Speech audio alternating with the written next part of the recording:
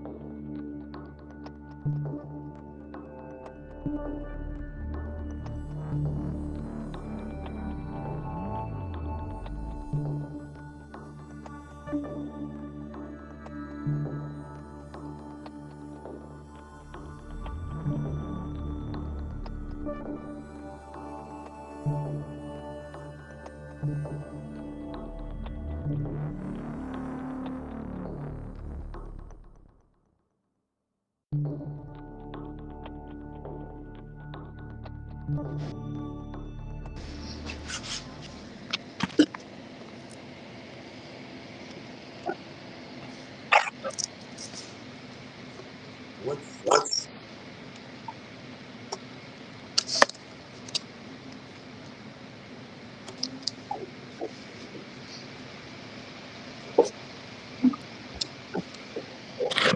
going on, everybody?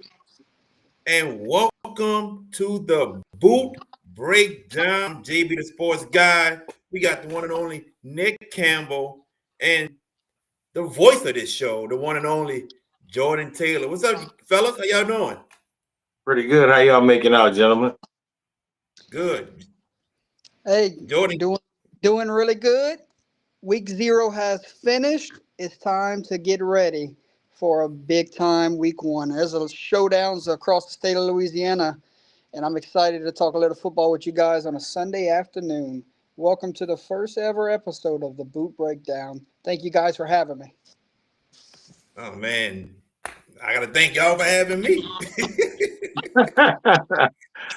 Well, this is the way we can bridge the gap from area to area, man, so everybody can know what we all have this way. Definitely, man. Definitely. JT, you want to start it off, my man? Hey, first off, let's let everyone that isn't familiar with all three of us, let's introduce ourselves at this time, and we'll start with yourself at the bottom. Definitely. So I am Jared Boyd. I go by JB the Sports Guy, and I run the Hash It Out show that you all can see on Tuesdays and Wednesdays, starting at 7 o'clock. Usually finish right around 8:30, 8:45. Sometimes I go to 9 o'clock. And I also stream with VK Jones and George Peppers, who are also part of the Hash It Out Show. We also stream the Hash It Out Show Game of the Week. We're doing 2 games this season, depending on which day it falls on, Thursday, Friday, or Saturday. We're doing 2 games. So that's pretty much it about me. Go ahead, Nick. Pass it to you. Cool. My name is Randall Campbell. I'm a co-host with Coach Ulysses Fronta, one of our more seasoned sports guys in this River Parish area. Our show been on Facebook Live for the last 7 years, since 2019. We cover out all of the River Parish, some of the Bayou teams that play on the River Parish team, and coaches that's always been familiar with this area. So we on every Thursday for the time being at 11 o'clock in the morning. This is our first time having to do an early show, and it wound up being pretty successful. People watching us on their lunch break. We're just gonna make sure you get in the screen next time. You know what? The sad part about it is I was trying to stream live on TikTok and I had a perfect angle. But once we went live, I couldn't stop it. And guess what? We got kicked out by the internet anyway. So I just continue to go on with it, and let it be what it may. But we'll be next this week coming up. We'll be ready. Week 1. Absolutely. Week 0, get your kinks out and get ready for some high school football. 3 great talk shows that you can watch weekly, ladies and gentlemen. And I think we all 3 go on Wednesday night, right? Thursday for me. Okay. 2 Wednesdays and a Thursday. So get your football fix in before you even get to the games on Thursday and Friday and Saturday.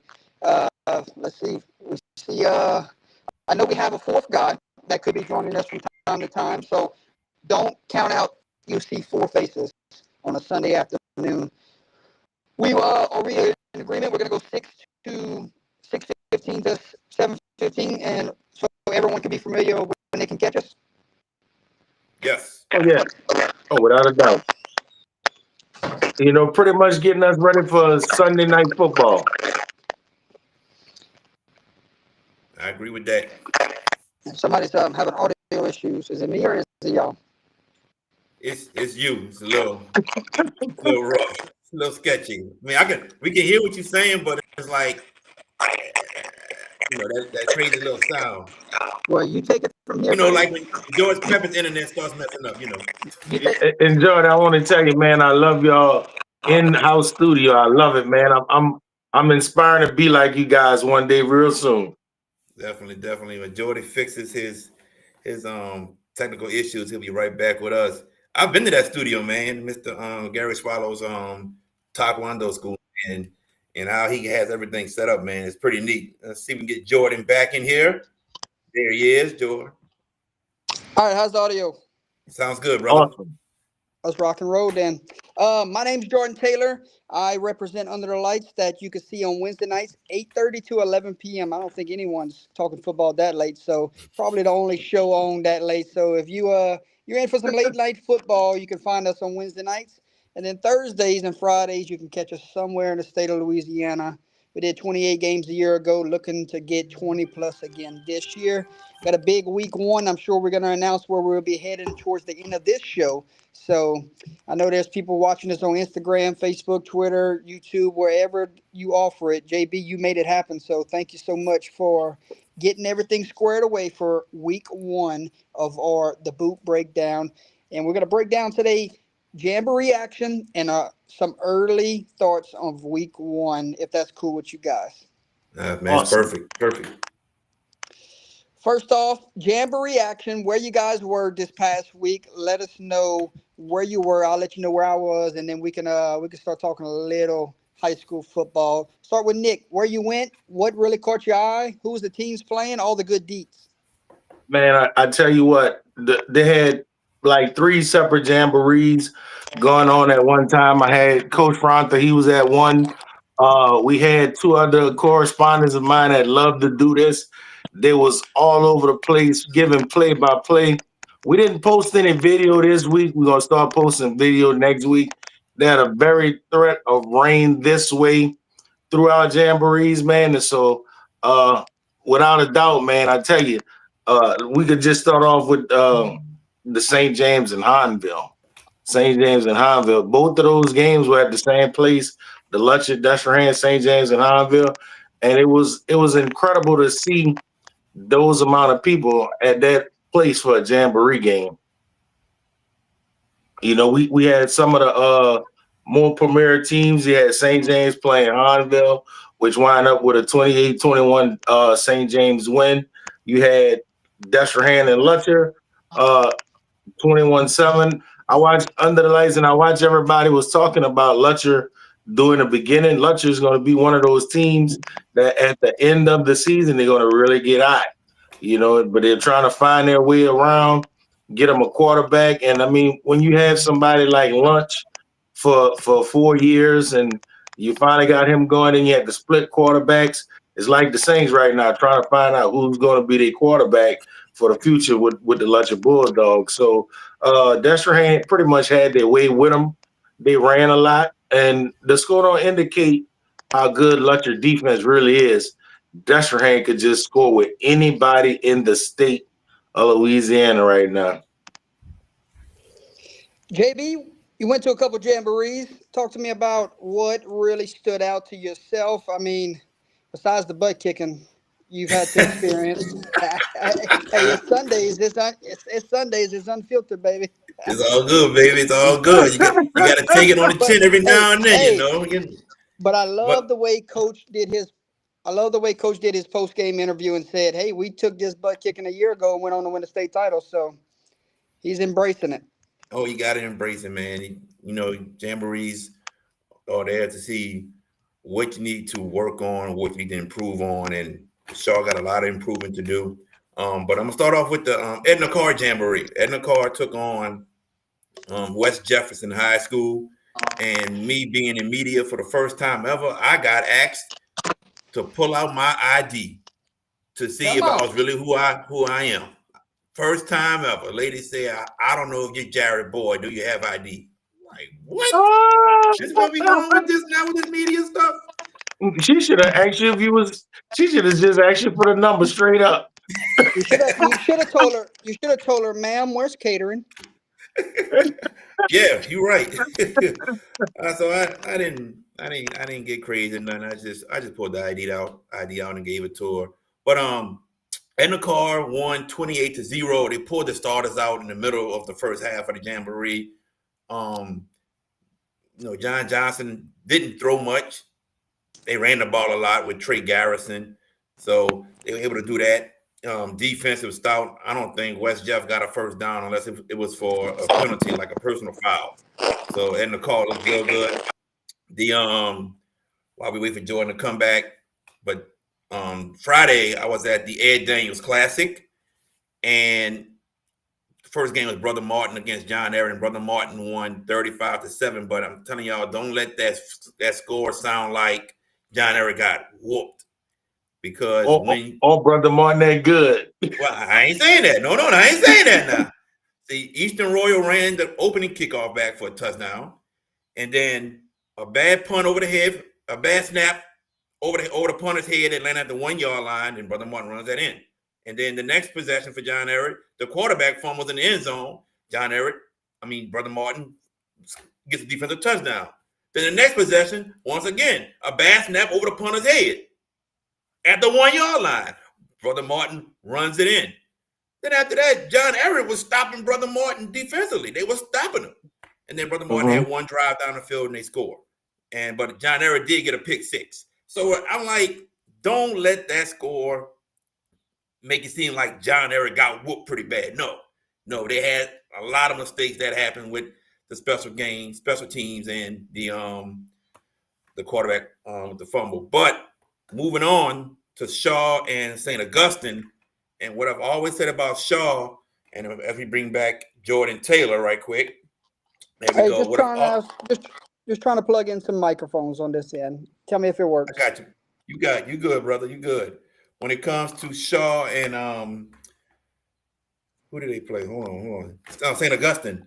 When it comes to them, I've always said for the past couple of years against good teams, Archbishop Shaw had problems stopping the run. And St. Aug ran the opening kickoff back, but then 2 possessions later, St. Augustine ran up the middle on Shaw, down the entire field for a touchdown. Shaw's offense, 9 new starters, they struggled. Had one good little drive, but didn't score. Other than that, Shaw had problems moving the ball, and it's kind of what I expected. I think Shaw will be fine, but they struggled offensively, and that's some things they gotta fix. Defensively, to me, one of the best secondaries in the state, made a lot of mistakes. And you in a cover 3, there's no need for a corner to bite on a double move. And that happened on both sides. So that's his mental. That's his mental, man. And that's some mistakes they gotta correct. Now, this is a question I got for both of you guys, and we're talking about week 0, and I just was thinking about it. I even talked to Coach Fronta about it. How important to you guys, and how do you feel? I think that might be week 15 total if your team is really that good. Are jamborees starting to fade out because it doesn't have too much value with the running clock or the half periods like this showing? Tell me how y'all feel about that. Let me go first, JV. Nick, first off, the jamboree that I got to see on Thursday night, one of the teams played their guys for the first half and sat them the rest of the way because they said they have bigger fish to fry starting week 1. There's no reason to go and get someone hurt knowing you're going to have a big-time season. You go and the all-state running back goes and hurt himself in week 0. It could dictate your season. I also seen things where I didn't even see guys start games, but they sprinkled them in throughout the game. So I did see where you said that week 0 is starting to become a more of a let's get some film on some other guys. Let's work on some special teams. Let's get out of there healthy, because a lot of teams are trying to worry about what's around the corner, which is week 1. And I saw it firsthand. Thursday and Friday night, where a team sat their starters in the second half and a team didn't even start their starters in the first quarter. I'll go next. I think it's good to see where your team is heading into week one, so you can correct the mistakes that you saw. But at the same time, when I was at the Edna Carr West Jeff scrimmage, Edna Carr didn't play some of their starters also, which I understood. And somebody said, why? And I was like, well, don't they do that in NFL for preseason games? Their starters, they don't play them? He said, yeah. I said, well, here we are. So I get it. Because, one play, something can happen. A friend of mine's son from last season, in the scrimmage, the first play towards ACL. I mean, it can happen at any time, but I understand, like, hey, you're not gonna play. You're not even gonna dress out. Y'all gonna play week one. So I get it, and I saw it firsthand. Yeah. Yeah, Do and you I normal just do your normal routine though? Dress them out, go through pregame, and then hey, find you a headset. Come stand next to me. Oh yeah, and that's what we getting at nowadays because that's something that's going to have to grab a lot of people attention. Week one, I'm just saying, for example, Destrehan opening up with Calica BR.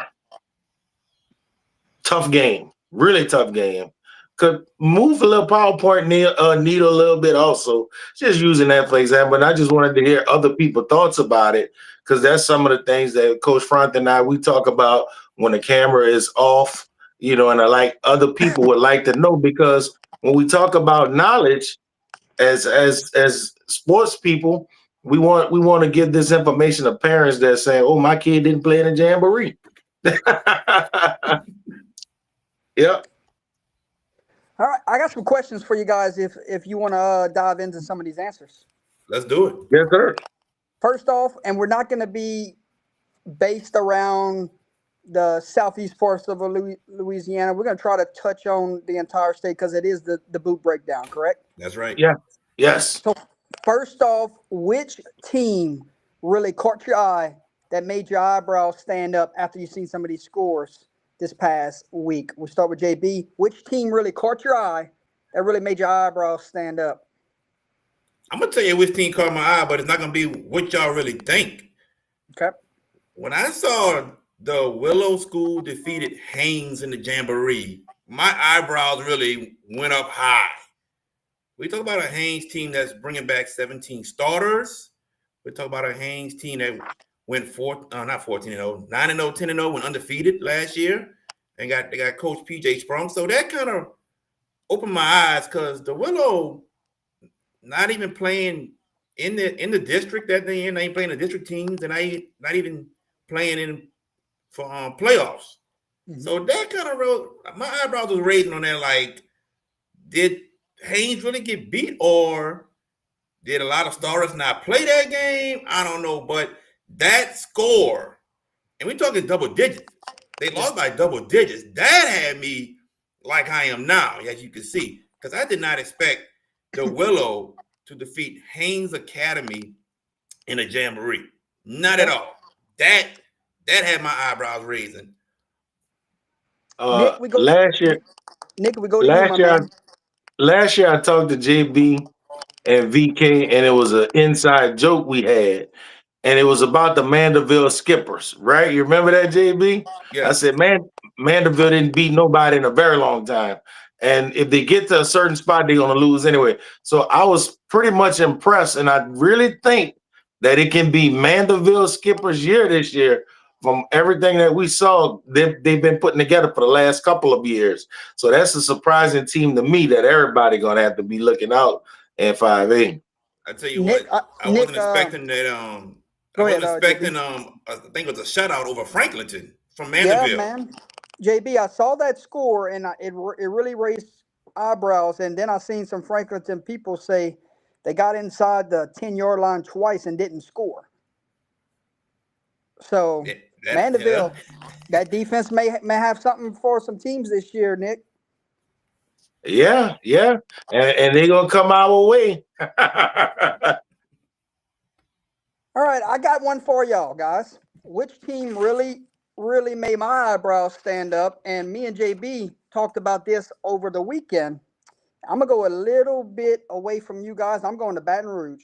Mm-hmm. I'm going with Bruley. Bruley 27-7 win over Parkview Baptist. And when you saw the highlights of that game, Bruley Panthers looked dang good. That team really made my eyebrows stand up. And I said, okay, we ain't talked about them in the offseason. Well, you better start talking about them now. Yeah, totally agree. Like you said, the highlights, and I'm just sitting there like, I never saw this type of team from Bruley when it comes to football. I mean, the basketball team is pretty great, but football, never saw this, man. And man, it's a Parkview Baptist team that's also coming back in the playoffs. But that was a dominating performance for the Bruley Panthers. I was very shocked when I saw that also. Yeah, for sure. I wonder why not Bruley. They got a nice facility.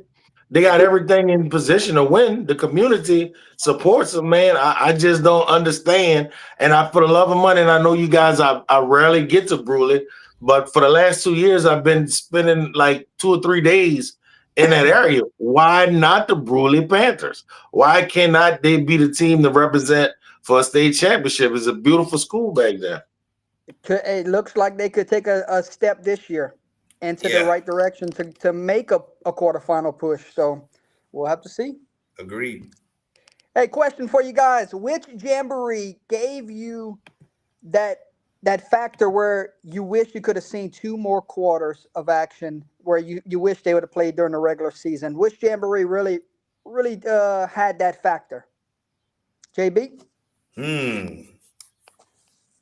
I would say, in my opinion, I would say the jamboree at Chalmette. Okay. Because Holy Cross and Bell Chase played a good one.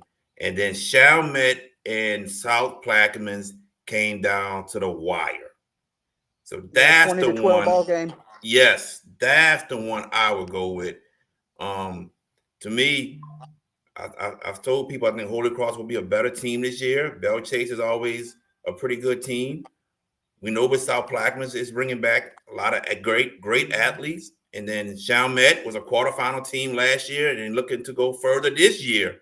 And for South Plaquemines, who beat Chalmette last year in the Jamboree, to once again go toe-to-toe with them the entire game, that's the Jamboree I'm going to go with. Yeah, Chalmette got an asterisk with the quarterfinal positioning also. Oh, there you go, man. There you go, man. Don't do that to him. Come on, man. They did beat Turnbone, but I don't think they beat us. So, look, just to be honest. Same question. Yes. Same Riverside and Episcopal. That was a game, and a lot of people, when I was seeing that Jamboree was lined up for Episcopal and Riverside, I said to myself, I hadn't, Coach and I hadn't exchanged text messages in a while. But I did tell him, I said, look, that was a formidable opponent in Episcopal. Episcopal going to turn a lot of people heads this year. And I think in a regular season, if that would have been a fully scheduled game, man, it would have been exchanging blows with Riverside. But the score didn't indicate how good the game was. And the St. James and the Honda game, you look to see if they would have had a quarter or two, or if they would have been playing a full-fledged game, how the score would have ended up. It was already a physical game by both parts. I was narrowed down to 3 here, and I know I have to pick one, right? I can't just pull out my VK card and just start picking games, right? I have to pick one here. And I can go Lake Charles, I can go Baton Rouge, I can go North Louisiana with here. Excite us. I think I'm gonna go Baton Rouge. Okay. I think the 14-6 Jamboree win, Catholic of Baton Rouge and Madison Prep, I would love to see for 4 quarters. Oh yeah. You think? That's the one I would like to see for 4 quarters. And if I had to sprinkle in another one, I know you saw that big win for Jennings over Sam Houston in Lake Charles in that Jamboree. So Jennings, Sam Houston, I would like to see also. So I'm bending the rules here on a Sunday. It's all right. It's all right. No, this is what it's all about. That's it. Yeah. We can bend. Because they got people that want to know, and the most the best thing that we can do is provide this information to them. Man, look, the season gonna be all right before you know it. Thursday night, St. Charles Catholic playing Newman. Thursday night, so we gotta realistically say all of these games, even building up to the hype where they're at right now, man, week one, I'm excited for fellas. I got a bigger week one game for you on a Thursday night than that one. Give it to me. You sure you're ready for it? You want to wait till the end of the show? I say wait. You can handle it. I say wait. I'll give it to you. I'll give it to you, Nick. I want to get you excited for football. Evangel at Neville, week one on a Thursday. Ooh, now listen. That's why they call it break down the boot. Because we got to know what's going on further out. And I'm going to tell you something. It's not the booty Evangels, but I think they're very equipped to make a real strong postseason run. Evangel just beat West Monroe in the Jamboree, and they said that Pop Houston's even better this year than he was a year ago. Oh, yeah. I know he is. I already know he is. That's going to be a banger. Some of these Jamboree scores, I want to make sure we get to them, and I want to hear your initial thoughts as I read off some of these scores. So we'll go back and forth for you guys. I'll read out some of these scores. You give me your initial thoughts from these Jamborees. Cool? Cool. Awesome. All right. We start with a district matchup that you're going to see down the road. It could come down to the district championship, and you saw it in the Jamboree. Ruston edges Neville 13-10. Talk to me about that one, JB.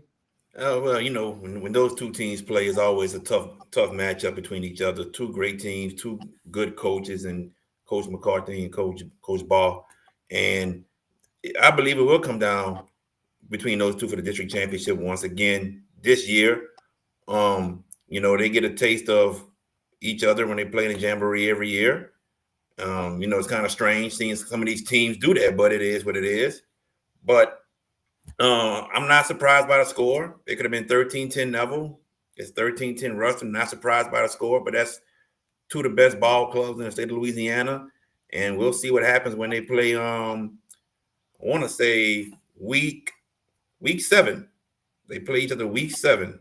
So we'll see what happens in week 7 once again they play. But, yeah, that's two good teams going at it, man, early, getting a taste of each other, and they'll go at it again come week 7. You remember when Neville went on the road and knocked off Ruston last year. This year they go to Neville. Tigers are going to be tough. Tigers will be tough. Man. They feel, that they should have been in the dome last season. There he is. Nick, we're on Ruston, Neville, 13-10, an early district preview of these teams in the Jamboree. Your thoughts on this matchup, knowing we get it again in week 7? Yeah, man, Ruston. We looked at the Ruston Neville matchup coming in the Jamboree, man. I tell you what, whoever put that together, they must have had a cross rivalry thing going and said, I bet you $1 that we can beat you at this point of the season, then match down the line and beat you in the district championship like a gentleman's bet. But man, I tell you, it's going to be kind of hard to go against the Neville Tigers this year. I'm going to stay on a trend here, and I'm going to go with future district matchups down the road that met in the Jamboree. Okay. How about this score? Calvary Baptist knocks off Union Parish 27-6. Heard the score and said, wow. I heard some of the reactions. They said a couple touchdowns called back from Union Parish, but that is still a lopsided score. Your thoughts as Calvary Baptist moves into a new era with a new quarterback, and they're still putting up big numbers. Yeah, I wasn't expecting that score from Calvary Baptist. I was expecting a closer game, especially when you lose Wardell, the quarterback, and you lose James Simon at running back. I was not expecting that at all, just a closer game. So when I heard that score, I was in shock a little bit, didn't expect it. But it goes to show you how well prepared they were for Union Parish, and the coaching staff did a great job getting the team prepared. And to me, that may be a statement win I know it's just Jamboree, but when you lose the players that you lost from the team last year, that could be a statement win and letting everybody here in the state of Louisiana know that Calvary Baptist is still here and we're not going anywhere. Yeah, man. Shots fired, man. Look, in that district is gonna always be that four-headed monster with Union Parish, Sterlington, St. James, and we got to realize one thing for sure: Calvary Baptist wanted that opponent, and they wanted to make a statement with that game. So they came out there they put the state on notice by trying to put that score on Union Parish like that. Here's another one for you. And it's not district related, but everyone thought that this one could be a big time matchup in the Jamboree. You got state champion versus state runner up. So anytime those two are in the same conversation, it makes for early fireworks to start the season. The game did not live up to the hype, guys. So that goes to tell me something here. Everyone had question marks about Alexandria's offense. They said the defense is locked and loaded, ready to go. Everyone was questioning the offense. Well, they put up 30 big ones and a half of football over a state championship Sterlington Ball Club. 30-7, Alexandria Trojans look primed to make another run. Your thoughts? Oh, I'm not going to base it off this game yet. If they can make another run to the dome, I'm not. Sterlington's a great team, but Alexandria is a team probably with some bigger players, more depth than Sterlington. Most people would say Alexandria was supposed to do this to Sterlington. Okay. So I'm not going base judgment off of this game because we know Sterlington more than likely will have a deep playoff run. We know that. Yep. I want to see Alexandria when they play Destrehan week 3 or week 4. I want to see them against other 5A teams. Yeah. And then I will say something different by Alexandria, either if, hey, they for real, or hey, I can see them getting better and better. They're not at where they were last year yet, but they're improving. I can make a better judgment, but I'm not going to judge Alexandria off the game against Sterlington. Nick, the questions were how good will the offensive be because of what they lost? And they put up 30 in a Jamboree. You don't see many 30 points in the entire state of Louisiana for Jamborees. Your thoughts? Yeah, it could be fool's gold. It could be fool's gold, running clock. When you look at somebody like Sterlington, if you pretty much get a lead on them, that's been the formula of beating them. They're old school running game team. You got several things as a Jamboree is bad factors. Running clock for once the scores is way out of control. But I mean, Alexandria lost their big time quarterback this year, and it's them. They're gonna play a schedule, man, and we're gonna really see who they are by the time they play Destrehan. Yep, they get West Feliciana out the gate, so we'll find out. We'll find out real quick about Alexandria. If they steamroll Westphal at home, they're just tuning up the band for a big week 3 matchup. Yes, sir. Oh yeah, in Destrehan. They got to come down. Fellas, let's stick with Jamboree action. And we talked about 30 being a big number, right? That's right. Yes. Well, 40's even bigger. All right. The story of the offseason has been one of the best coaching staffs has been formed. Well, you got one of the better coaches in the state of Louisiana putting his name up there because he done brought 3 different teams to a state title game, and he looks primed to go back-to-back. Your thoughts? Central Baton Rouge 40, East Ascension 6. That's a lopsided Jamboree, but it shows you Central Baton Rouge is loaded. East Ascension, it doesn't get any easier. Brother Morton comes into town next week. Hey, well, Coach Semino, And year 2 was last year, and they got to the state championship. And I think when we left the Dome, Jordan, we were saying that team might be back next year.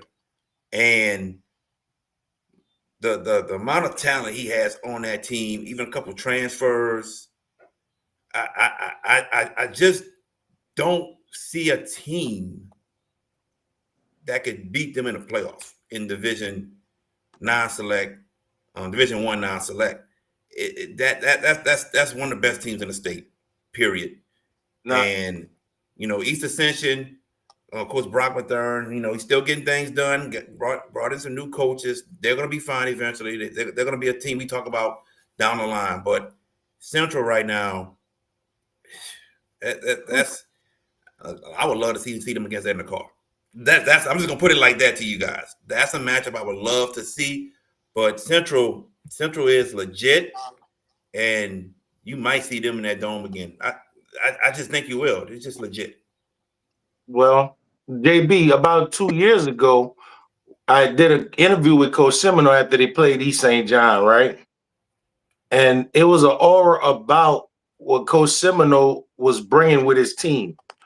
And he's like one of those guys, and he's allowing his team to show how hard they work. They came in the stadium with just their travel shirts on, and they was ready to play.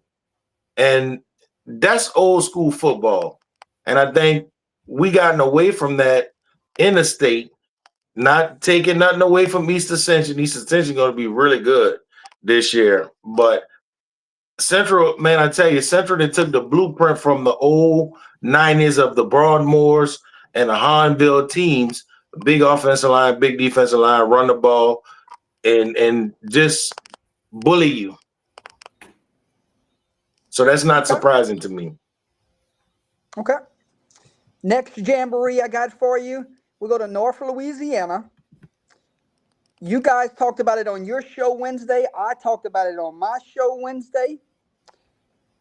And the score, it was 27-20. Okay? 5A versus 3A, Ouachita Parish versus the Jena Giants. The question I present to you is, Jena had a lead at halftime on Ouachita. Jena's playing the Big 5A program, and they're holding their own. We have both put Jena in the semifinals this year, JB. That's right. Talk to me about if you see a performance like this against a proven 5A program, does that not want to make you say, okay, they deserve to be in the same conversation as the Sterlington, the Union Parish, the St. James, the Oak Grove? They deserve to be in that same conversation where they could make their way to the Dome because of what they're showing here in week 0? I would say yes, most definitely. Ouachita 5A school might have a little bit more talent than Jena, maybe. But when you up at halftime over a team like that, knowing you're a 3A school, and people know that you guys have been to the semifinals the past 2 seasons, I think it says a lot. I think it says a lot for your team. And a lot of people still not talking about the Jena Giants as if they, are a fluke or something. And I just don't get it. You get to the semifinals 2 straight years, you're legit. And then your team was young last year. You're bringing back everybody pretty much from last season. You got 20 of 22 starters coming back. 20 or 22 starters. There you go. And you got 2,000-yard rushers coming back. That says enough right there. And look, I got them going to the semis. So do you, like you just said. That is a good statement, even though they didn't win the jamboree. But I think it's a good statement that everybody sees that, whoa, Jena was up on Ouachita? Yeah, the Jena Giants are for real, definitely. JB was funny because on y'all show, you and I think VK both had the identical call with the Jena Giants, and I comment and I said Jena Giants to the championship. I think it's their time. I think some of the things that's unseen that we don't get a chance to see, but the Jena Giants is their year. I think it's his opportunity for them to find a way, get a game at home in the semifinals, and punch their ticket to the Superdome, or go on a short trip and punch the ticket to the Superdome for them. But I like the Gina Giants this year. Yeah, me too. Is it too early to press the panic button, which I think it is, but it does raise a concern when you don't see many points scored. So you had a trend going. You've seen a lot of points the last 3 games we broke down, and now you go to a game where it's 6-0. Jamborees can be that situation where we wasn't there, so we don't know who played. We don't know what happened, what occurred. But when you see a team in Southside beat a team in Northside 6-0, does it raise a level of concern? Are you not worried about it? Do you push on and say they're going to be fine? They still can go win the district. They still can go put themselves in the quarterfinal, semifinal contention. Your feelings here for this Jamboree score? I'm not concerned. I'm not concerned. It's like I said, you're trying to see where you can improve at. You know, where are the mistakes that were made? So you're trying to improve on that from the Jamboree. I'm not concerned. Southside 6-0 over Northside. No, I'm not concerned about that at all. Let's flip the question real quick. Okay. Do you think to yourself, okay, Northside might have something on defense this year that could give teams problems? I was about to say that. I was really about to say that because Northside, I think they were an improved team from last season. So I'm really want to see what they are like this season in that district with the St. Thomas More, Turtles Catholic, and the Westgate and the North Vermilion. So I really want to see. But yeah, I was getting to that next. What if, this was just a good defensive battle? What if it was? And Northside was able to hold their own against Southside or to hold them to 6 points the entire Jamboree. So I'm just saying that could be a good possibility that Northside defense was just that good. Okay. Nick, your Man, I thoughts tell you, on this? 6-0. That's some of the old classical football that you would love to see for Jamboree, especially because most coaches are trying to feel each other out, and we got to understand how they got the 6 points. Whether it was 2 field goals, whether it was a block, extra point, or if a punt was muffed and he got the ball at the 1 yard line. So a lot of Jamborees historically used to be short-lived. 6-0, 8-6 type of games, So I'm glad that both teams they both got something out of the deal. They both saw how good their defense really can be. Okay. Let's stay in Lafayette area real quick before we move on to another part of the state of Louisiana. Cool. Concerns for the offense post Diesel Solari with the Cecilia Bulldogs, or do you just give credit to how good St. Thomas More will be this season? 24-7 final score, St. Thomas More over Cecilia. The question is, post Diesel Solari, are you worried about the offense, or is it just St. Thomas More, all 3 phases? It's just going to be that good this year? Can I say both? Say both? Whatever you got, Yes. sir. I'm going to say both. I think St. Thomas More with Cole Bergeron back, they're going to be good. They're going to be good again. Coach, what's my friend name? What is my friend name? Hightower? Yes, Coach Hightower. Coach Hightower had these boys ready to play every season. We talk about a quarterfinal team last year in their first year in Division I Select. Had Edna Carr 14-0. So they're going to be good every year. We know that. Now, Cecilia, I've had question marks since Coach Gaines departed to go to East Ascension. Okay. I've had question marks. Solari is gone. He was the playmaker for them. So quarterback play is the question. You got a big-time receiver in Calais, big-time receiver. But the quarterback is the question I have, and they got to develop chemistry within each other. Him throwing the ball to Calais or any other receivers that they have. The chemistry has to be developed. And then you got a brand new coaching staff. So I'm not sure. You might know Jordan if it was an assistant coach who got promoted to head coach. The offensive coordinator got promoted. Okay, offensive coordinator got promoted. There you have it. All right. So you got a brand new quarterback. It may take time for the offense to gel. And I don't know how many other starters they lost, but it may make time. It may take time for them to gel and get things going right now. But that's where I'm at with it. Diesel Solari was your playmaker. He can get outside the pocket, make a play happen. He can escape a tackle, look down the field, throw the ball. It could be for a touchdown. So just give it some time right now, and let's see what happens. You know, got a brand new quarterback. Let's see what happens. Okay. Yeah. Anytime you lose an incredible high school quarterback like Diesel Salar, man, I tell you, sometimes we gotta just showcase what good high school football is, man. I firsthand watch him take Lutcher to out there to the woodshed myself, and I was shocked at somebody that's that big in stature was quarterbacking like the way he did, man. So Cecilia gonna have a lot of growing pains early. This will be a prime time that they get Lutcher again this year, and I put everything I own on Lutcher this year. So they're gonna have their growing pains for right now, you know. But I We're gonna mean, get y'all again. yeah, we understand the process, especially with a new coach. Okay. Here's where I want to go with this next one.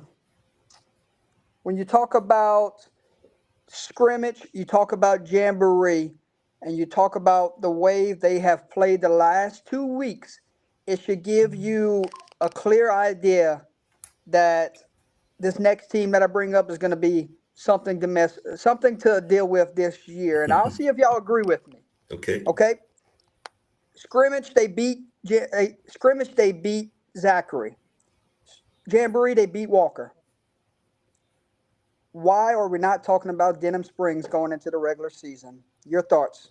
We're not talking about them because we saw this a couple of years ago where they got to the quarterfinals, and the next season it just been boom, and we were shocked because we were talking about them. Like everybody was talking about Denham Springs after that great playoff run, that great year they had, and everybody we talking about them, and all of a sudden we like, oh, man, what happened? What happened? This we didn't expect it. So I like it.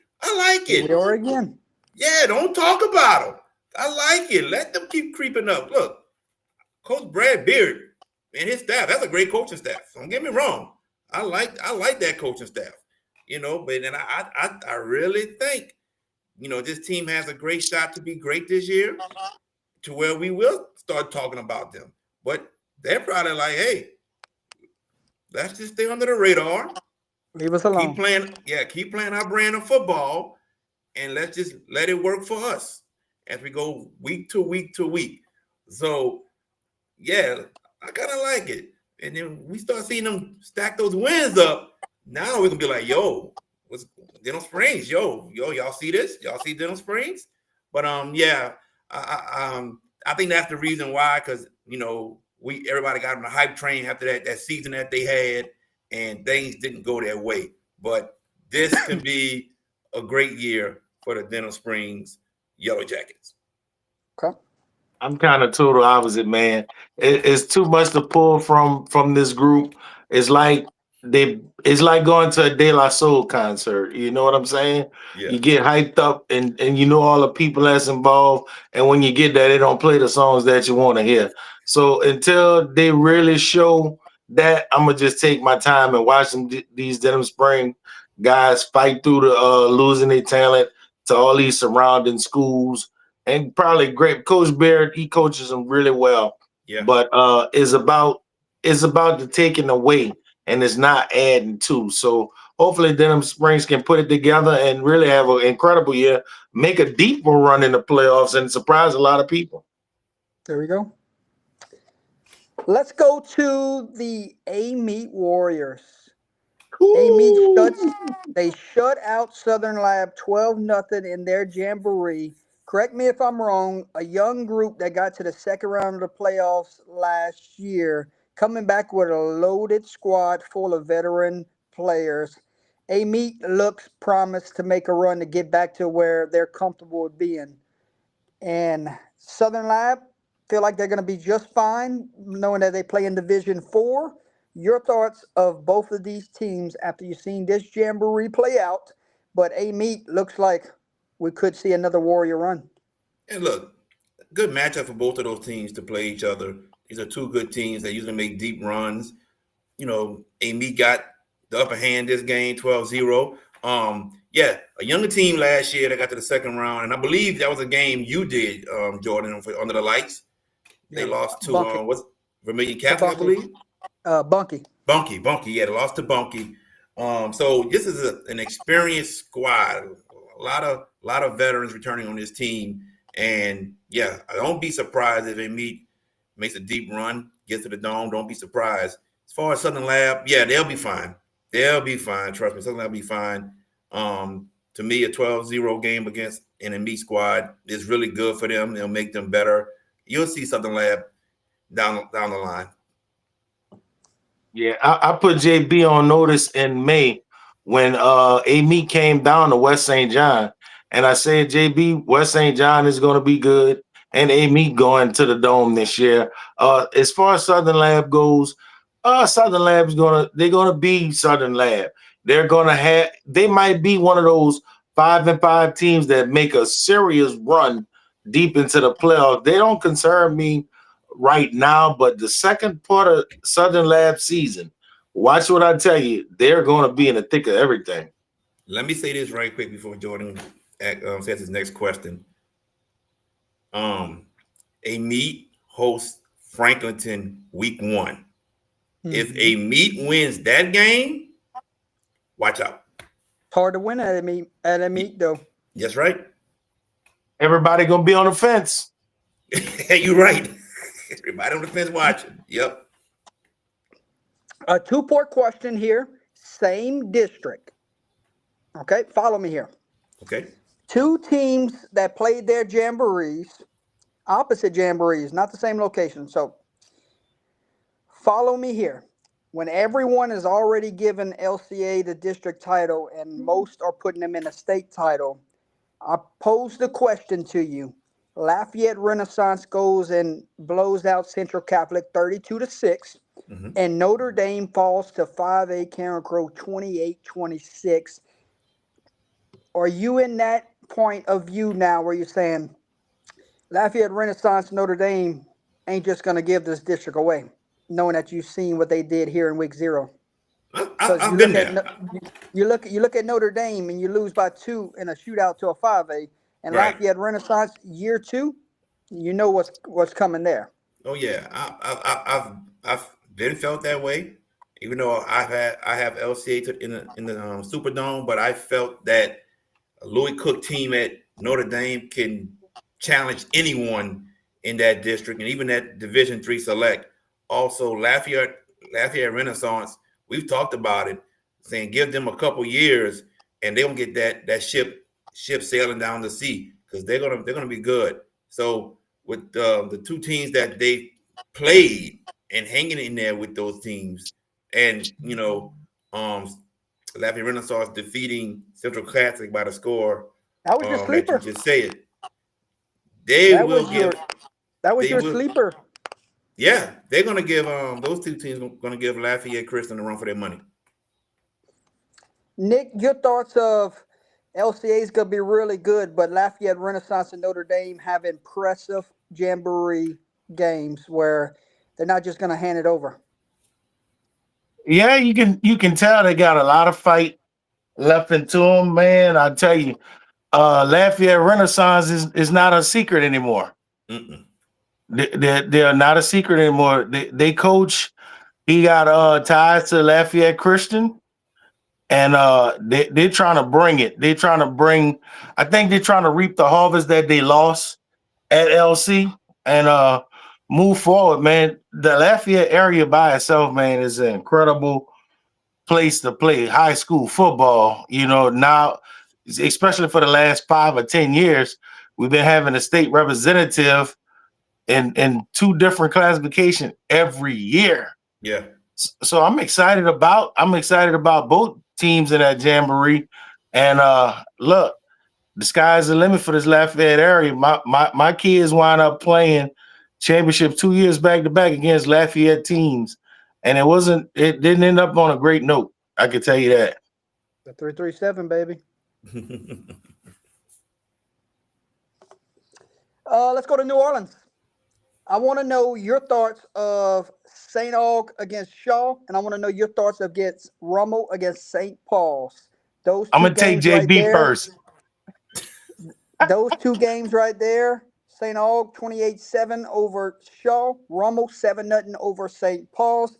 St. Aug, a lot of people think that they are semifinal or even better good this year. And Rummel, 7-0 victory, good defensive war right there with those two teams in the Jamboree. We start with JB. Your thoughts of the two matchups and your area. Well, two good matchups between four good teams, man, and that's the type of teams that wants to play each other and to see where they need to improve at. And I know I've said that a lot, but I'm gonna go to St. Aug against Shaw, and I know I said this earlier.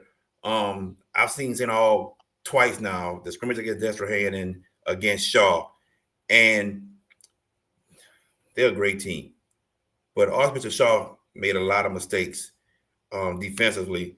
Like I said, one long touchdown pass, you're in cover three. There's no need to try to jump on a double move. You just got to play your side. That's a mistake. Like I always said about Shaw for the past couple of years, when they play good teams, they have had trouble stopping the run. And St. Aug was able to run up the middle on them. So that's things that need to get fixed. But St. Aug, you got a good O-line. You got a good, smart quarterback, Sean Coulon. You got two wide receivers who's got offers from many schools. Both of them got offers from LSU, and they both just juniors. And so that's hard to stop those guys. You got a good defense in St. Aug, led by Chad Jones and Ty Dominique, Darren Coates, Tyrone Matthew. Yes, he is related to Tyron Matthew. Yes, those type of guys right there. So St. Aug is loaded across the board, and I got them going to the semis. They're just that good, and even come next year, they'll be better. Going to Rummel and St. Paul's, the score didn't shock me. Rummel lost a bunch of seniors, so the score didn't shock me that Rummel won 7-0. Usually I would think Rummel will win more, but you can't count out a Kenny Sears team in St. Paul's. That's a good, disciplined football team year in and year out. So they're going to play very sound football. So a 7-0 ball game between Rummel and St. Paul's, that's pretty good on the St. Paul side, in my opinion. To me, I think Rummel got some things to work on, because usually Rummel is a more talented team than St. Paul. So that tells me something about maybe St. Paul having a good defense. Just wasn't able to move the ball maybe on Rummel, but that's my thoughts on that. Yeah, I think I'm gonna just go back to just start off with Rummel, man. I think in this Catholic League, the way Rummel been going back and forth, I think they're primed to make a good playoff push. The talent didn't line up, the stars are lining up. They always say once a Raider, always a Raider. The Raiders have new kids coming in. They had some kids grow up on the job. So not slighting St. Paul. Rummel is one of those teams that's trying to stay healthy to start their regular season, and that's going to be important because that Catholic League is very brutal. So that's going to lead me into talking about St. Aug. I was at the Carr St. Aug game with y'all last year, JB, and I didn't hear you guys, and I'm not trying to stroke VK. I think this is the first time St. Aug can get to the championship, but I don't see him winning it. Okay. I don't see him winning it. St. Aug is prime for a deep Castle de playoff Baton Rouge is run gonna win. this year with championship aspirations. You heard that, huh, JB? I heard you, brother. I'm the only one picking them in the state of Louisiana. Yeah. And look, don't get me wrong, nothing against Shaw. I watched Shaw closely two years in a row. Speak your mind. It's Sunday. It's all on the table. Speak your mind. Yeah, and Shaw, look, nothing wrong. Can Right. Shaw get back? Yes, they can. But it's going to take a lot of team effort when you lose some of the dynamic players that Shaw have eventually lost. So each week you're going to see Shaw with a momentum builder. And I think the St. Charles Catholic game going to make a big difference in this year. Or the St. James game going to really tell where Shaw going to be for the rest of their whole season. I Okay. agree. Fellas, we got to roll with these questions so we can end at a decent time here, and we'll Okay. be better moving forward. I'm gonna give you the Definitely. rest of these scores that I have real quick. West St. John all over Port Allen 26-0. I guess I better start believing y'all guys, right? That's right. Let's see. Opelousas takes down Northwest 14-7. Northwest rested their starters in the second half. Keep that in mind. Okay. All right. Turlings over St. Martinville 21-3. Rebels are going to be something to deal with this year. Keep an eye out on them this year. Jennings over Sam Houston, big time win for the Bulldogs over the 5A Broncos. I remember on the Wednesday night show, y'all were talking about Sam Houston could be a threat to go make a run. Well, here we are getting upset in week 0. Yeah. St. James over Hahnville 28-21. Could the Quest, what is it, third time, 4 times a charm could it be this year? Yeah. Yeah, definitely. Third time the charm for St. James. Yeah. Salmon beats Covington 14-10. I wanted to get to that matchup. Running out of time. Quick thoughts on that one. I think both teams will be improved this year. I really think so. I think both teams will be improved, and you're gonna see a lot of good things from them. Oh yeah, I feel the same way, man. Look, I'm just excited that football is back and everybody's talking. High school football is back. So I'm just excited just as well as everybody else. And you know how this party ends at the ground floor of the Superdome. I wasn't there last year, but I hope to be there again this year. There you go. So you just make sure you're on time for the picture. You and VK show up at the same time. We're gonna all take a group photo. All right, fellas. I love this, at man. the 50. Hey, real quick, I ain't done yet. I got some more for you. Brother Martin all over John Eric 35-7. Wassman, the John Darius, I can't say his name, but his era has begun at Wassman over rival Carroll 22-15. West Feliciana all over Kentwood 33-12. That is a look at some of the Jamboree scores. ULab beat Dunham 27-12. Good matchup there on Thursday night. Mm-hmm. Destrehan over Lutcher 21-7. And Oak Grove, looks like there's no drop-off from Jackson Bradley 14-6 over 4A West Ouachita. All right, let's look at week 1, some of these matchups, and give me your quick thoughts on some of these matchups, okay? Just give me a word, give me a quick little sentence of what really stands out to you. I wrote down some of these matchups that really stand out to me, and we'll see what you guys got, okay? All right. And if Nick's gone, then we just got you. I'm ready. I'm ready. Opelousas at Turlings. Oh, Turlings. 2 new head coaches. Yeah, but I'll take Turlings. In that. We don't have to pick no picks. Oh, no picks. No picks. Just give me your thoughts. 2 new head coaches are going to meet in week 1. All right. No picks. Well, I think we're going to see. Save your picks for Wednesday. Yeah, there we go. We're going to see who will be more physical. A physical ball game between 2 tough teams, as we know in Turlings and Opelousas. But the question to me is, can Opelousas stop the running game? I mean, Turlings stop the running game for Opelousas, and can Opelousas stop Turlings' passing game? Whoever does that can be successful. Yep, not much depth this year for Opelousas. Right. Bastrop at Wassman. Someone's sleeper was Bastrop this year, wasn't it? Yeah. Sure it was. Give me your thoughts of Bastrop at Wassman. Good one to start the year. New coaching staff for Wassman, so I'd like to see what they can do. But Bastrop, playoff team last year, and now they're looking to improve. So I want to see if this Bastrop team can become what Bastrop was back in 2005, 6, 7, those 3 state championships. I want to see if they can get close to that and bringing back that magic that they once had. Where's Nick? I don't know. I have no clue. Call VK. Tell him hop in. Newman at St. Charles. Week 1. Yeah. So I want to see the offense with St. Charles Catholic. I want to see if it's improved from last year. And if that offense is improved, then watch out. Newman new coaching staff. Coach Vice he came from university. So I want to see what type of offense he brings and if he can keep this Newmanship rolling. But I want to see how that goes in this first game, and we'll see how it goes from there. Evangel at Neville.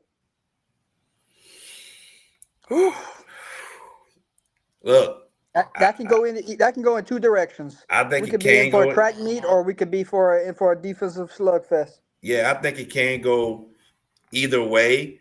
Because Evangel's going to be a much better team. My question always with Evangel is the depth that they have playing 5A football. They don't have a lot of players, and I think that is one of the things that holds them back.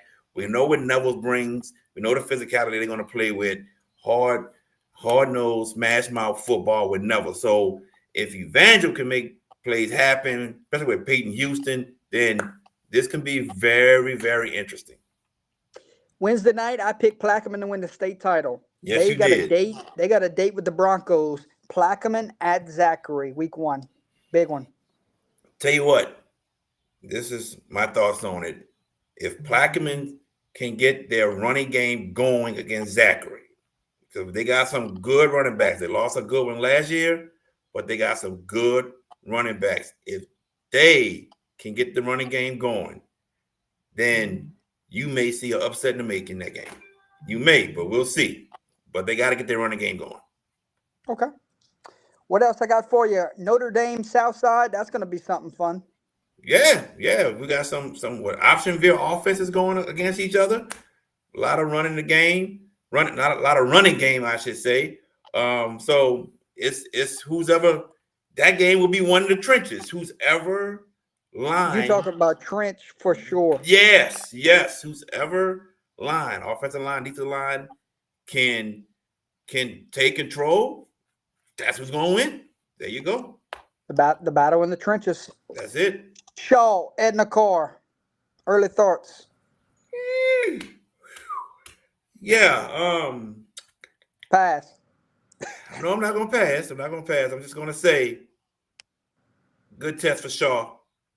And it won't hurt you. No, it ain't going to hurt you. Just go out there, play hard, do your best. I'm leave it at that. PowerPoints. That's it. How about Captain Shreve and Ouachita Parish? Oh, man. Well, I'll say this. I think that's a good matchup. Captain Shreve, if they can play defense, get some stops, then things can go in their favor. Ouachita has to stop their passing game. And if they can stop their passing game, things may go in their favor. So I think that's a good matchup for both teams.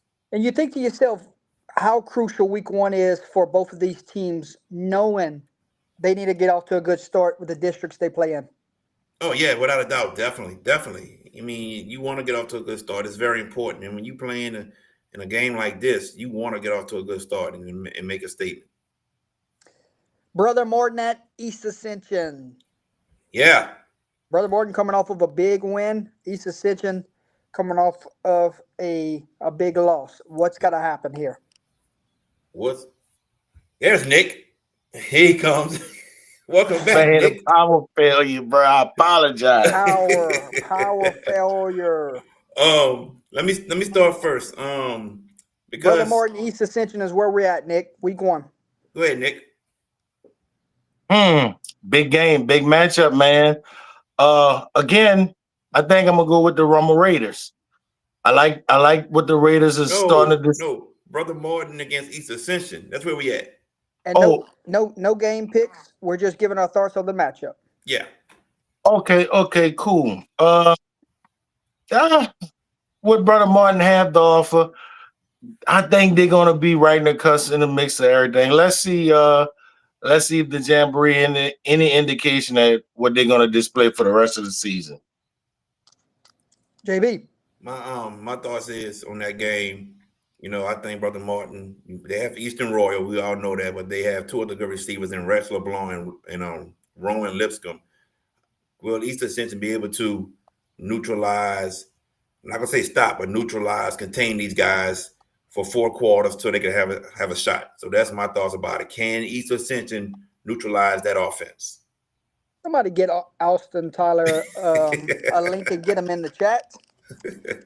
Hey, how about the big one in Baton Rouge? Destrehan at Catholic of Baton Rouge. The big one.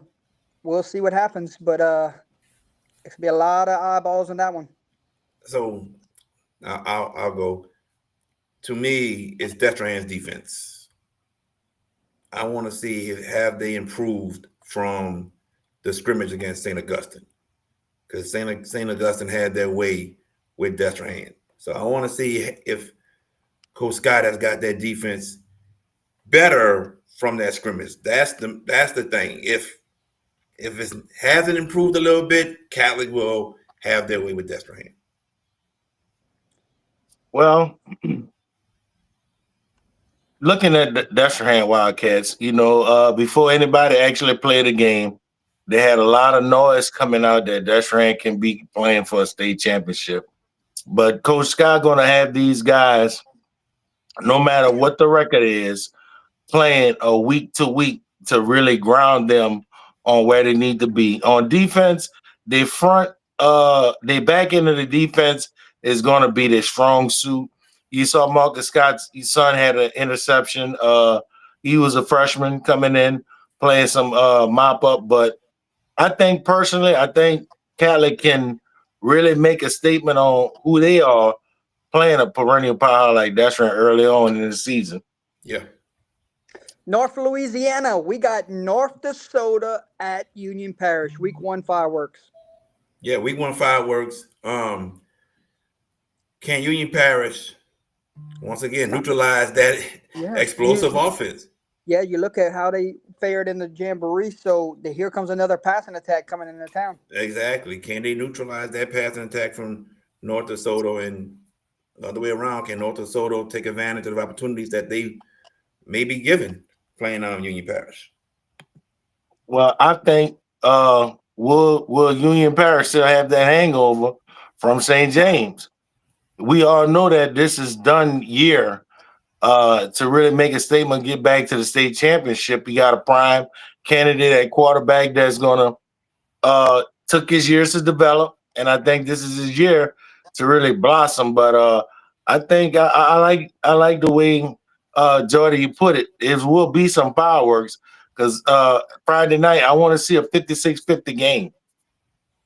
Well, Coach Spat, he's not gonna have his guys not ready to play after week 0. That's right. They're going to be ready to run through a brick wall come week 1 because that's not up to their standards of how they performed in the Jamboree. Yep. How about another big one in North Louisiana, guys? Calvary Baptist at Oak Grove. Nick, I can't even see you, but, Nick, I can't even see you, but I can hear you. Look, I'm pulling a move from JB counterpart. Hide my face, but listen, I'm grunting because have Oak Grove arrive? Have Oak Grove arrive? And I think they jump up in classification.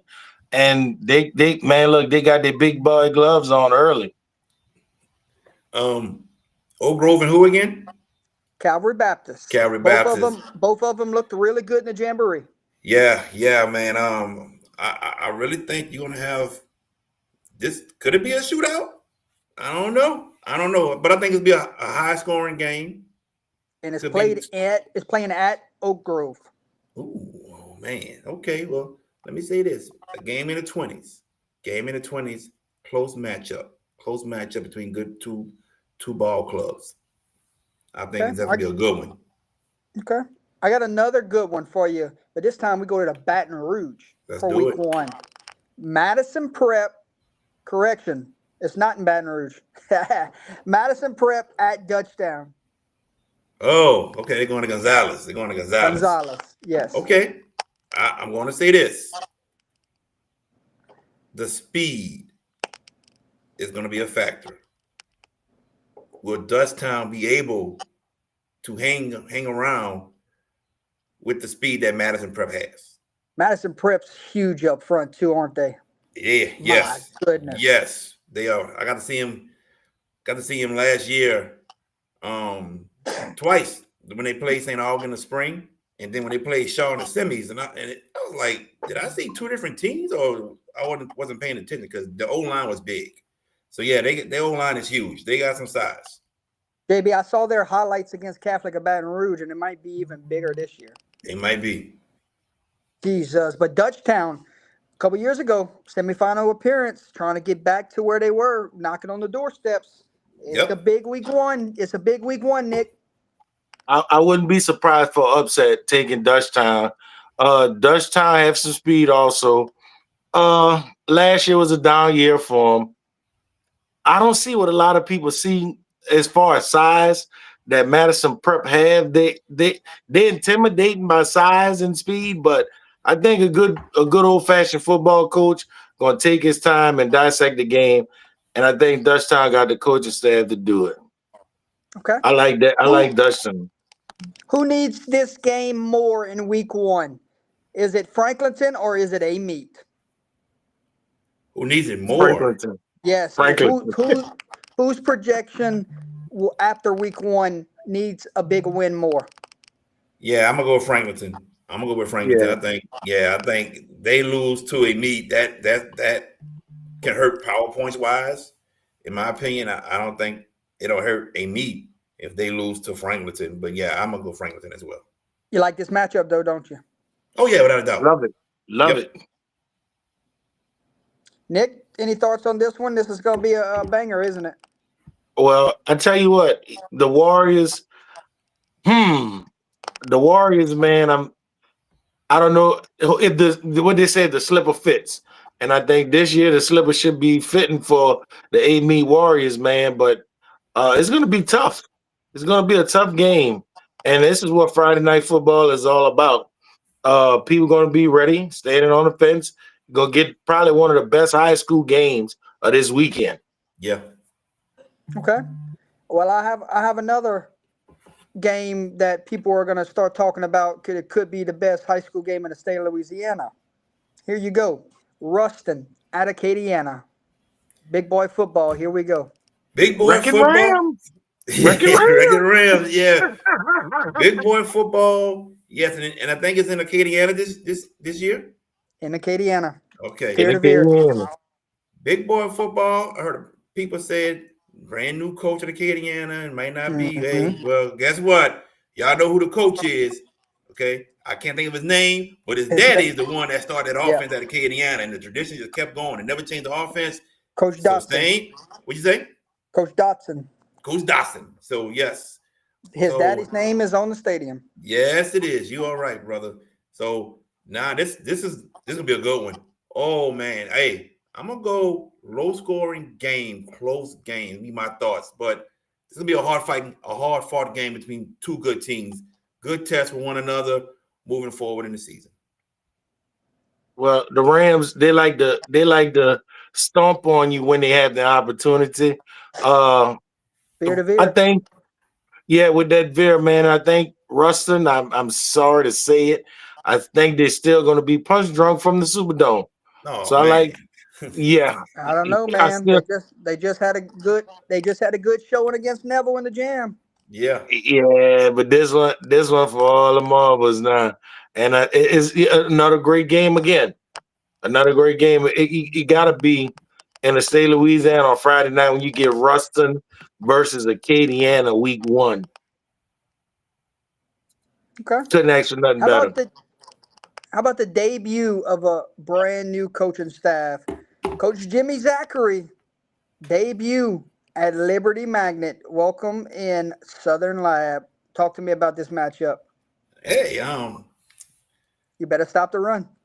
That's all. You got Southern Lab got to be able to stop that run against Liberty. And I saw a highlight of Liberty somewhere, and probably social media. And I'm like, okay, they got some size on that old line. They got some size. Okay. They went play West Monroe in the scrimmage. Okay, good. So, yeah, Southern Lab got to be able to stop the run because Coach Zachary loves to run the ball. So if they have, if they are successful in doing that, hey, they got a chance. But those are my thoughts because Liberty's a 5A football team. Southern Lab is 1A or 2A, so they got to be able to stop that run. But what Classic would matchup. that do for a Liberty Magnet team if they know they can go have a good week one under brand new head coach Jimmy Zachary that expects for them to have a great season? His self-esteem and confidence will rise. Mm-hmm. You know, we haven't really talked about Liberty in football. We talk about them in basketball, definitely. But as far as football, we really haven't said anything. So Coach Zachary's back in the Baton Rouge area, wants to change his program around, and they can start off 1-0. That's going to have that's going to be a big confident booster for that team, and the self-esteem will also rise. Also, they got to be, and they'll believe in themselves even more. Yeah. It seemed like Liberty was the perfect fit for Coach. And moving forward, man, as a high school coach, selecting your team, and they want you and you want them. So I don't expect Liberty to do nothing but come out and run the football. Just be that aggressor like they're supposed to be. And it's gonna be quite challenging for Liberty at first because they got to understand the new concept of the new coach. But in the meantime, if they can get this first game week one, I think it's a momentum builder for the rest of the season. Got a big one in Lake Charles, ladies and gentlemen. Westgate at Lake Charles College Prep. You talking about gonna be some athletes on the field and two well-coached football teams going at it. Where they're playing, I think they're playing at Welsh High School in week one because Lake Charles College Prep does not have a stadium. It's getting renovated. So keep that in mind. Not a true home game. It will be neutral site. Yeah, that's crazy because somebody had told me they were supposed to have that stadium finished in time for week one, but things happen. And the crazy thing is, Coach Ryan Antoine and Coach Eric Franklin played together at Louisiana Tech. They were both defensive backs. So this is a game that's going to happen every year as long as they're coaching. But Lake Charles College Prep was young last year and gave John F. Kennedy everything they could handle. And we know Westgate just been, plagued with injuries the past 2 years. So, we know Coach Antoine wants his team to stay healthy. He's got a talented bunch, but he got a new quarterback. Lake Charles College Prep's bringing back everybody. So we just going to see which team can take advantage of other teams making mistakes and who can win the line of scrimmage. That's what it's going to take. But I think those who will attend this game, I think they're in for a good ball game. Classic ball game. We've been waiting for Westgate for the last 2 years. Like JB said, with the injuries, man, their fan base been waiting, So we expect good things from Westgate this year. Yeah. The big one in Lafayette, you have Acadiana Ruston, but then you got another one right down the road. Archbishop Rummel at Lafayette Christian Academy. Knight Stadium. It's going to be a sight to see come Friday night. Talk to me about this one and what do you expect to occur? Last year, real quick. Last year, 7-point game at the Superdome. Yeah, 7-point game at the Superdome. That was unexpected. But I go back to Rummel last year and Shaw last year. Just being able to run the ball on Lafayette Christian. Lafayette Christian got to be able to stop the run. That's just pretty much it. If they can stop the run, then they're talented enough on the offensive side of the ball to get things done. But they have to be able to stop the Rummel's running game. That's the thing. They can't stop Rummel's running game. Rummel's going to run the ball a lot, and they're going to win this game. Yeah, Coach Monica, he's a product of his father.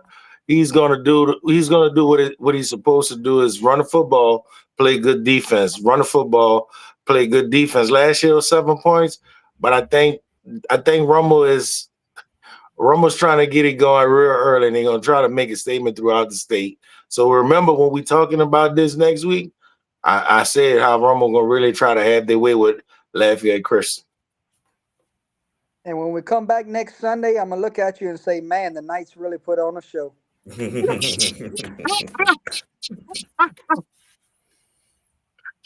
that would be a good thing. State we are, huh? That's right. Yeah. You forget what areas of the state we are. Oh, we got it.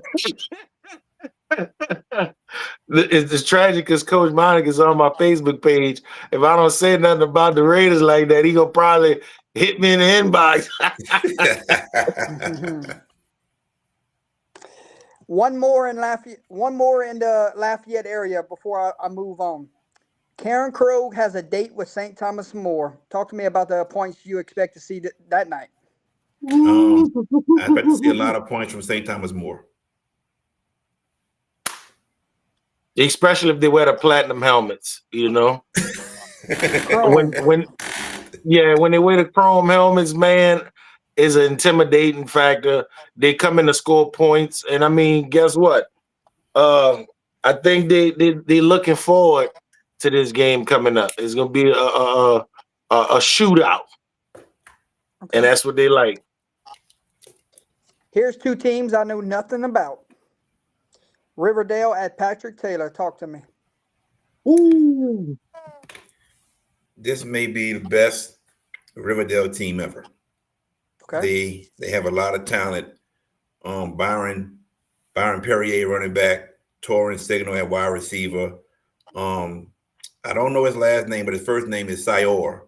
And he transferred from Bonneville. He's at Riverdale now, and he's a really good wide receiver. They got talent on defense. Riverdale is a good talented team. Patrick Taylor, they have Jeremy Gibson. They have they got the Logan at running back also. And then you got Big Jackson Norwood, defensive tackle, 6'3", 270 at defensive tackle. But it's going to be hard for Patrick Taylor to stop the running game and the passing game of Riverdale. It's going to be hard. But if they can do it, that they got a great shot. They got a great shot. If they can use Jeremy Gibson's speed on offense, use them like an Alvin Kamara type way of Christian McCaffrey, and then they are successful, they'll have a shot against Riverdale. Yeah, perfect storm for Riverdale, man. I think they finally got it right with the coaching staff. Then they got some players that they can put on display, man. I've been hearing a lot of publications talk about Riverdale.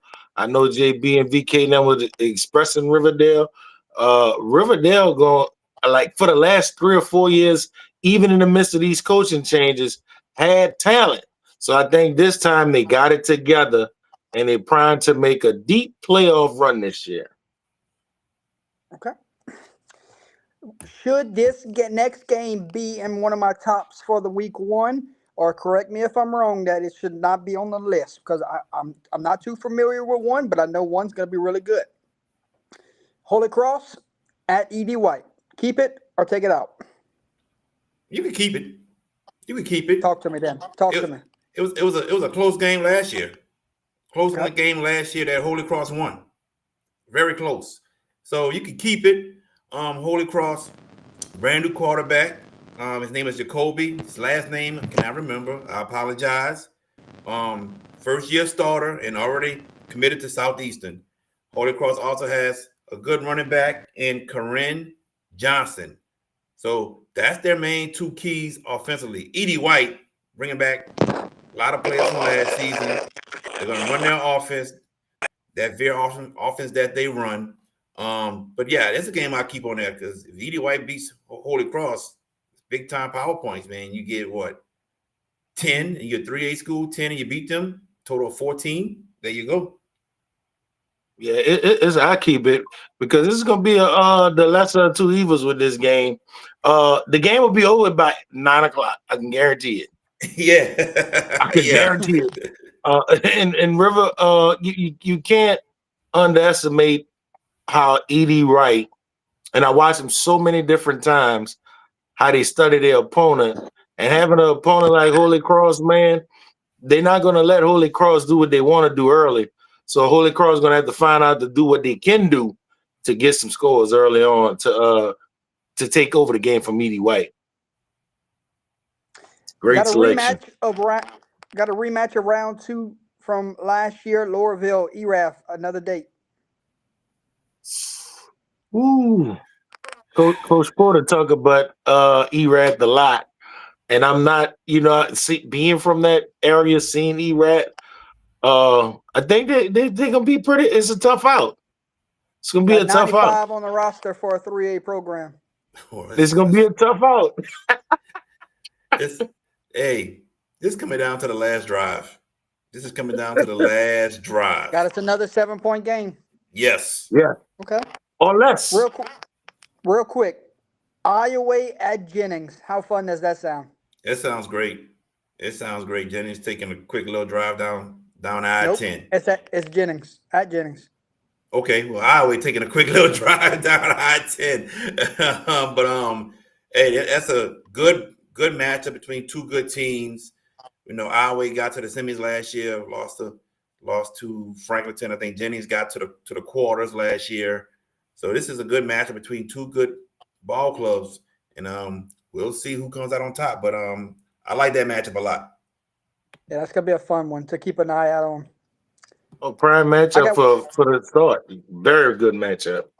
Yes, for sure. I got one more for you. Okay. One more. And then I'm gonna let you guys fill me in if I left off any that y'all think is worthy of big week 1 matchups. Okay. When you look at two teams that played in the semifinals a year ago, they meet in week 1. Do you feel that if Mangum keeps this game close, that Mangum could go on and take that extra step to get to state? Or do you think if Gina goes and dominates this game, that just really proves your point that they're gonna go make a push for the dome again? Gina at Mangum here in week 1, 2 semifinals teams a year ago. I kind of agree with what you said. If Mangum's able to keep it close, they can make a run to the dome. I agree with that. And Gina, I guess I should have reworded it, JB. If Mangum keeps this one close, then you know what type of team they have. If Gina goes and blows them out, then you know what type of team they have. So that's how I should have worked. Yeah, I agree with that. Mangum keeps it close. You know what they got. And it's pretty much what we expect, to be honest with you. And Gina, if they happen to blow them out, then they're definitely for real. If not, I think they'll still be okay. That's my thoughts. I tell you what, Gina could make all of us say, hey, man, they were right about us. Because I'm more than sure they got a fan base that looks at Jordan Show and they hear JB all the time. So I'm all in for the Giants. I think Mangum is getting close, but I think Gina sends out the first warning shot to the state of Louisiana Friday night. Okay. We'll wait for Jordan to come back. And I think he said, what will be some other games that we didn't talk about that's happening on week 1? And I'm trying to remember. Riverside Terrebonne.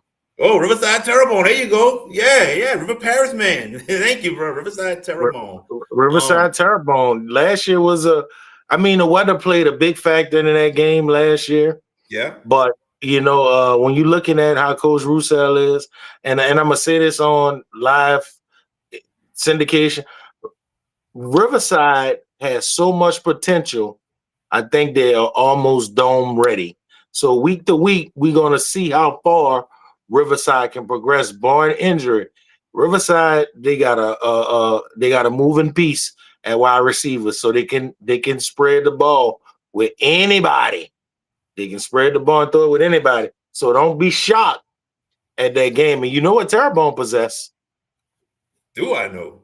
Oh, I know. One of the best offensive lines in the entire state of Louisiana. They got 3 offensive linemen who are going to play Division I football. One going to North Texas, one going to Louisiana Tech. The other is going to Southern University. So we know they're going to be running the ball with Alvin Celestine and Quincy Adams, can run the ball a lot.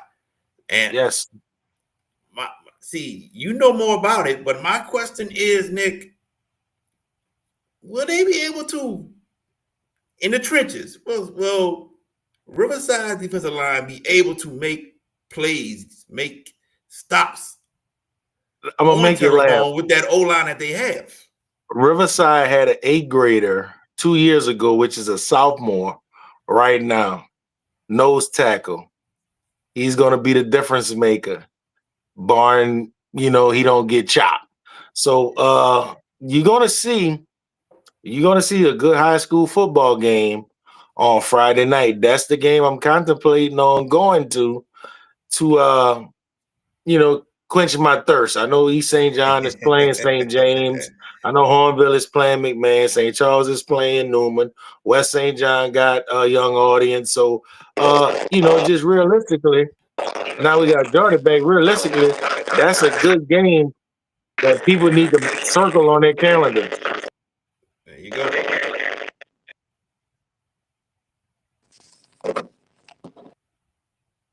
You good, Jordan? KB, you can hear me? I can hear you. You got a little static with you, though. That's the only thing. Now he's going to come back. All right. Look, viewers, you're right. Week 1, we're going to knock out all the bugs. We will get to where we need to be. Yes. We're going to knock out all the bugs. We definitely will.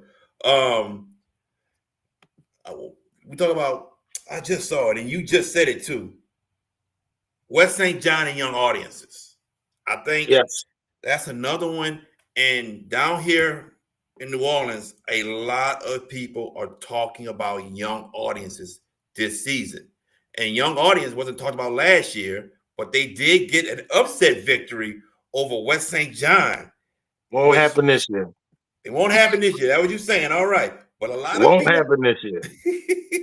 They talking about young audiences being a better team and getting to the playoffs. Like there's some talk around here. And I'm kind of like, okay, I need to try to get out there and try to see young audiences myself to see what this hype and what this talk is all about. So that's a matchup that kind of intrigues me, Nick. Yeah, it's going to be worthwhile seeing. And look, I'm going to say this because I know you haven't heard this in this part of the neck of the woods, man. When West St. John is doing really well, they'll say, now we are rolling. Yeah. That's coming back because they're going to start with week 1 with young audience, knowing that the Railroad Classic is the next week. Yeah. So they can't jump off 0-2. No, they cannot. They cannot. And I hope they don't because week 2, I'm broadcasting that game with West St. John and St. James. All right. Go ahead. Week two, I want to send Shanae. Can she be a correspondent? Can y'all give us some airtime in the booth?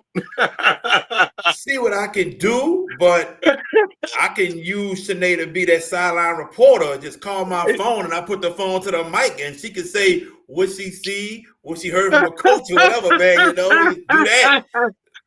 Yeah, we're going to talk about it. We'll talk, definitely. All right, so Jordan Taylor's phone dial, ladies and gentlemen. So we're going to go ahead and wrap this up right quick. What I want to say first is this. So, I have a show Tuesday and Wednesday. Nick has his show Thursday at 11 o'clock. Jordan got his show Wednesday at 8:30.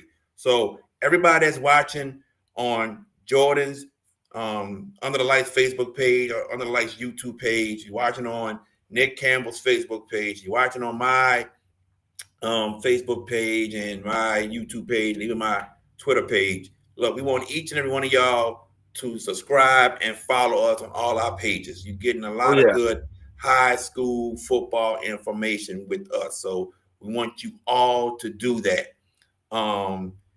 This show is not able to be here without the three of us just happening to be talking one day. And it wasn't me. I think it was Nick just saying, hey, let's start this show. Let's bridge this gap across the state. Give everybody something to listen to about the entire state. So I'm thankful to be a part of this. And I know Nick is too. What you got to say, Nick? Man, look, this is incredible, man. And big shout out to Devin Stein, man, because Devin is one that really, he's instrumental. He's our biggest fan. He's your biggest fan, and he loves Jordy. His association with this, he cannot be unnoticed, man. Because sometimes as fans, you learn so much from fans what everybody else want. Yeah. What they want. Somebody said, man, don't change like this. I said, I can't change like that, but I always want to get better. We always want to improve our content for the state of Louisiana and these kids. That's right. Devin Staub is the fourth guy that Jordan Taylor was talking about. He's going to be able to make it with us for some shows. Other than that, he's. I always say this: he's lost that seat somewhere in a big old ship or something. Well, I appreciate you, JB, and we'll be ready for next week. Definitely, man. Definitely. As we go, I got 2 videos to play for you all, and it's what the Hash It Out Show games of the week that we have this Friday, not Friday, we don't have a Friday game, this Thursday and Saturday, and also with Jordan Taylor and Under the Lights are broadcasting the Under the Lights games of the week. So we're going to play these videos for Jordan Taylor, for Nick Campbell. I'm JB, the sports guy. Thank you all for tuning in to the first episode of the Boot Breakdown. The Boot Breakdown will be back next Sunday at 6:15. Other than that, catch the Hash It Out Show Tuesday and Wednesday at 7 o'clock. We're going to have some special guests, and we're going to pick games on Wednesday. And right after the Hash It Out Show, like I said, I'm trying to finish at 8:30 on Wednesday. You can go catch Under the Lights on the Under the Lights Facebook page at 8:30. And on Thursday, 11 o'clock in the morning on his Facebook page, you can catch Nick Campbell and Coach Ulysses Fronta. But we thank you all for joining us today on the first episode of the Boot Breakdown. And also, look, we got Lil Lions. I think I got an idea of who Lil Lions is. We got Lil Lions. But look, we thank each and every one of y'all here, and interact with us in the chat, people. You can ask us questions. Go right ahead. We will be happy to answer as many questions as we can. So we want that. Yes. And we want that interaction. But that's going to be it. 2 videos I'm about to play for y'all so y'all can see the Hash It Out Show games of the week, which teams we have, and the Under the Lights games of the week. You can see which teams they have. We thank y'all so much. Y'all take care. Amen.